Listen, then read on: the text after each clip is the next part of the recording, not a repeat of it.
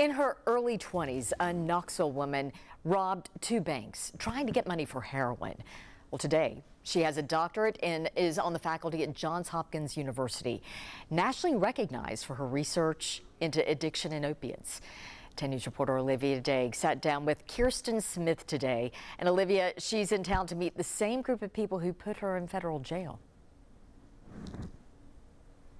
And as crazy as all of that sounds, it's true. Leaders are hoping she can share some inspiration and wisdom today, considering how far she's come. She's meeting with a few folks who are graduating from a re-entry program, helping people who've been incarcerated. I spoke to her today to hear her incredible story. I don't think anyone could have ever conceived that their child would rob a bank, right? Or two banks. Like, you don't think that's going to happen. Kirsten Smith is an assistant professor at Johns Hopkins University. She studies addiction, but she also lived it. She grew up a normal kid in West Knoxville until she got into drugs. You wonder, okay, well, how do people from these middle-class households in a good community end up strung out on drugs, doing illegal things? At 16 years old, a classmate injected her with morphine. Even though I tried many different drugs, I really liked that experience. At 17, she dropped out of Bearden High School. In her early 20s, she says she was injecting pills or heroin daily. Things took a turn in 2007.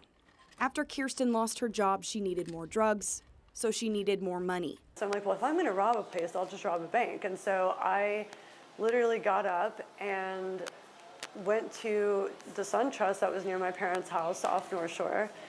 Weeks later, she drove the getaway car for her boyfriend who robbed another bank.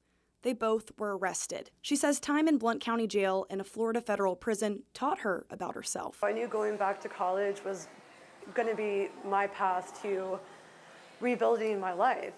Before she robbed a bank, she was accepted at UT. They revoked that after a felony conviction. She got a master's in social work at Kentucky, hoping to become an addiction therapist.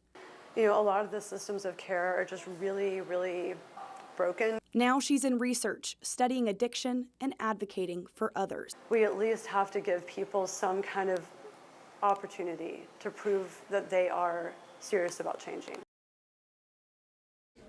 Now, Kirsten also says her family never gave up on her, and that was the biggest thing that helped her kick her addiction. She also says it's not something she hides from, but it's a part of her. She's glad it's not top of mind every day. She's a runner, she's a dog mom, she's a sister. She knows she's more than her past. We'll share the rest of her story on WBIR.com if you're interested. It is a remarkable story, and Olivia, thank you for sharing it with us.